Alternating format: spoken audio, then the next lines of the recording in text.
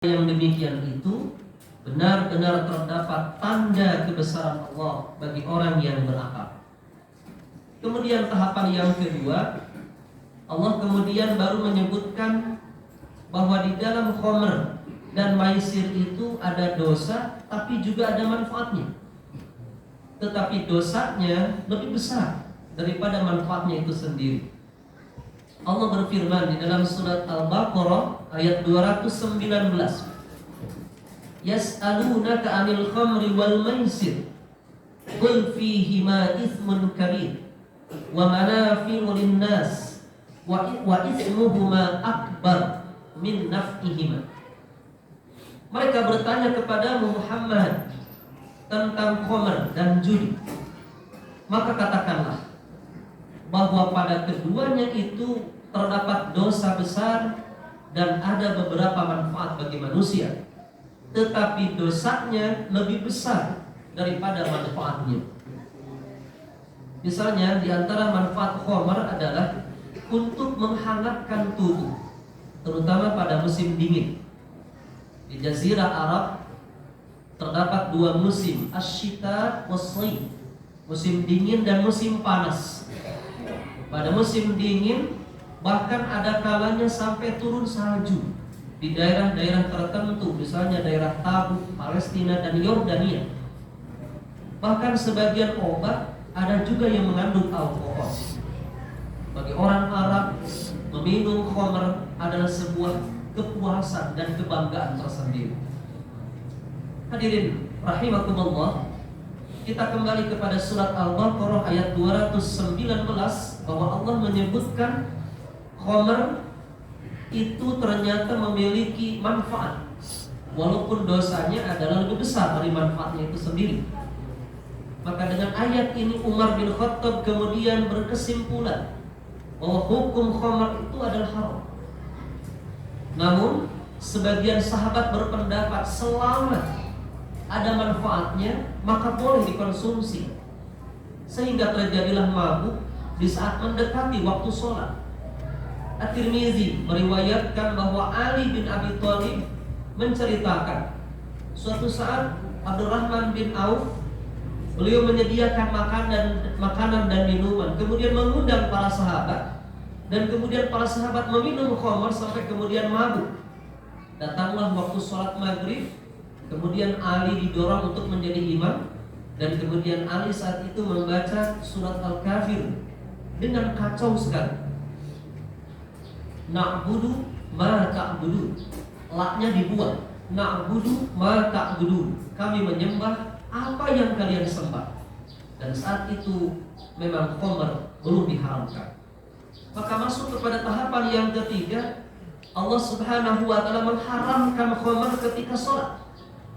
Allah berfirman di dalam surat An-Nisa ayat 43, Ya ayyuhalladzina amanu la taqrabus salata wa antum sukara hatta ta'lamu ma taqulun.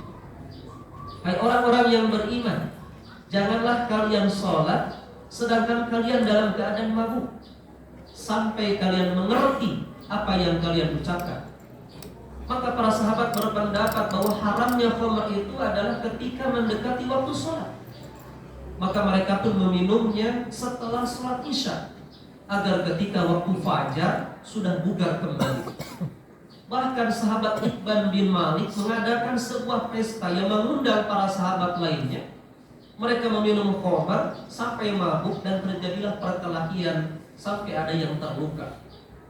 Maka kemudian naik kepada tahapan yang keempat, Allah Subhanahu wa ta'ala mengharamkan dengan tegas khamr untuk selama-lamanya, dimanapun dan kapanpun, yaitu dengan turunnya surat Al-Maidah ayat 90 ini. Hadirin kaum muslimin rahimakumullah, ini pelajaran bagi kita. Dengan demikian, ketika kita sakit, berobatlah dengan yang halal. Allah Subhanahu wa ta'ala telah menyediakan berbagai makanan dan minuman yang bergizi. Masih banyak minuman yang dapat menghangatkan tubuh dan bahkan berkhasiat. Maka bagi orang yang beriman, tentu akan lebih memilih cinta kepada Allah Subhanahu wa ta'ala di atas segala-galanya. cinta kepada Allah dan taat kepada Rasul. Dan nanti buahnya adalah Allah Subhanahu wa taala akan memasukkan hamba tersebut ke dalam surga, dan di surga itu kemudian Allah menyediakan sungai-sungai, salah satunya adalah sungai khamar yang rasanya sangat lezat bagi orang-orang yang meminumnya, seperti yang Allah gambarkan di dalam surat Muhammad ayat 15. Masalul jannati allati wa'idal muttaquna fihi.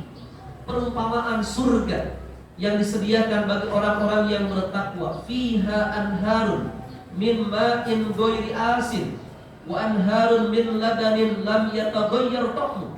Di dalamnya ada sungai-sungai yang airnya tidak pernah berubah rasa dan bau. Ada sungai-sungai susu yang tidak pernah berubah rasanya. Wa anharun min khamrin ladzatin lisyaribin. Bahkan ada sungai-sungai khamar yang sangat lezat bagi orang-orang yang meminumnya. Wa anharun min asalin musaffa. Bahkan ada sungai-sungai madu yang telah disaring. Lebih dari itu, walahum fiha min kulli samarat wa magfiratun min rabbihim. Di dalamnya terdapat makanan buah-buahan yang beraneka ragam dan ampunan dari Tuhan. Hadirin kaum muslimin rahimakumullah. Yang kedua, amalan setan yang harus kita jauhi yang disebutkan dalam surat Al-Maidah ayat 90 itu adalah al-maisir. Artinya judi. Al-maisir berasal dari kata yusrun, artinya mudah. Judi disebut maisir karena dia mencari jalan mudah, jalan pintas untuk mendapatkan harta. Dia keluarkan harta sedikit untuk menarik harta milik orang lain berlipat-lipat dengan apa yang dia keluarkan. Bisa dengan cara menebak angka, bisa dengan cara mengundi, bisa dengan cara melempar batu, atau mengikuti sebuah pertandingan dengan membayar uang pendaftaran untuk mendapatkan hadiah dari uang pendaftaran yang dikumpulkan dan lain sebagainya. Maka hadirin, marilah kita cari harta dengan cara yang halal, bukan menghalalkan segala macam cara. Karena cara untuk mengais rezeki yang halal lebih banyak daripada mengambil harta orang lain dengan cara yang batil atau bertransaksi dengan cara yang tidak disyariatkan. Yang ketiga, amalan yang oleh Allah diperintahkan untuk dijauhi karena termasuk keji dan perbuatan setan adalah al-ansor. Artinya berkurban untuk berhala. Ansor atau nusuk di dalam Quran disebutkan adalah berarti yang ditancapkan, batu yang ditancapkan di Masjidil Haram.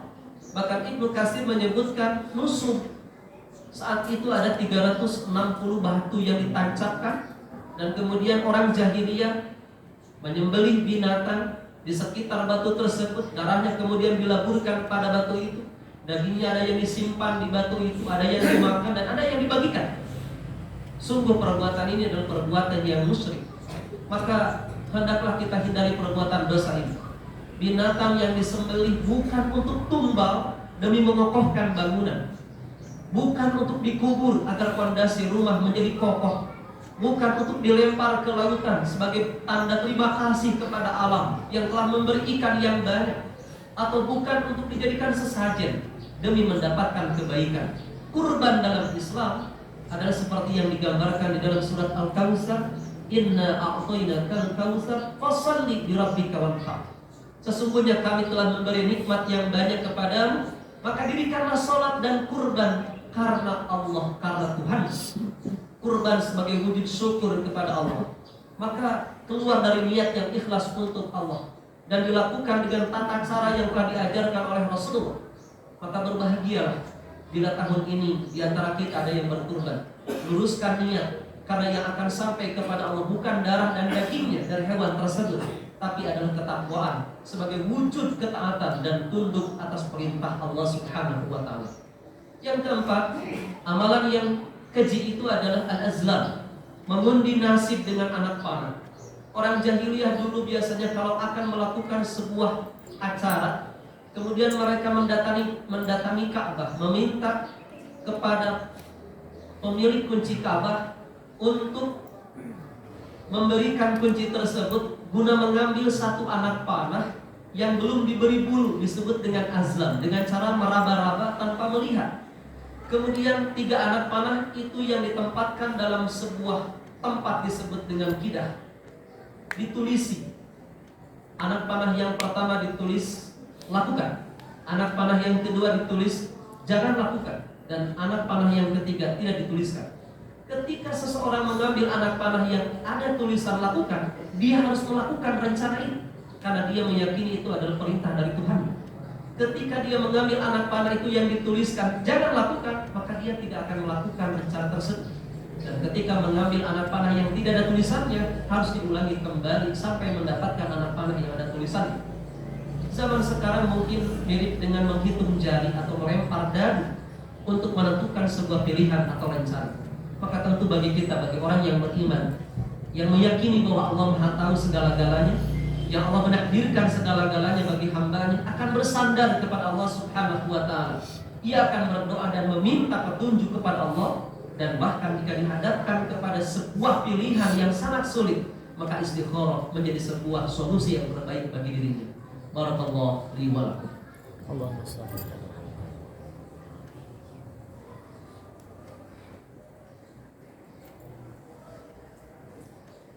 Alhamdulillahirabbil alamin. Wa bihi nasta'inu ala umuri dunya waddin. Wassalatu wassalamu ala Muhammadin wa ala alihi wa sahbihi ajma'in.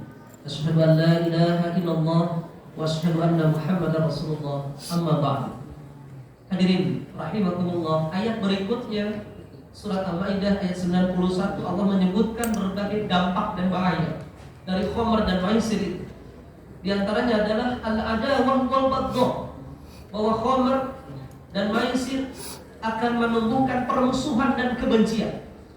Pikiran menjadi kacau, tidak sadar, berbicara menjadi ngawur, perbuatannya juga tidak terkontrol, dan bahkan akan menyinggung perasaan orang lain.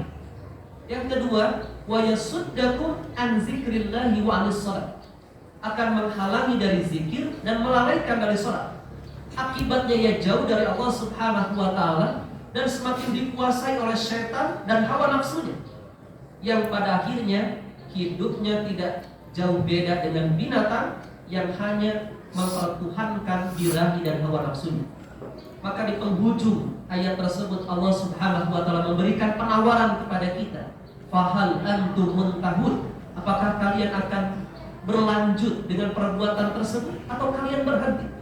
Maka tentu bagi kita orang yang beriman, jika ingin kebahagiaan yang kita raih, kita jauhi perbuatan-perbuatan tersebut. Sebagaimana Umar bin Khattab menyambut ayat ini dengan mengatakan, intahaina ya Rabbana, intahaina. Kami berhenti ya Allah, kami berhenti.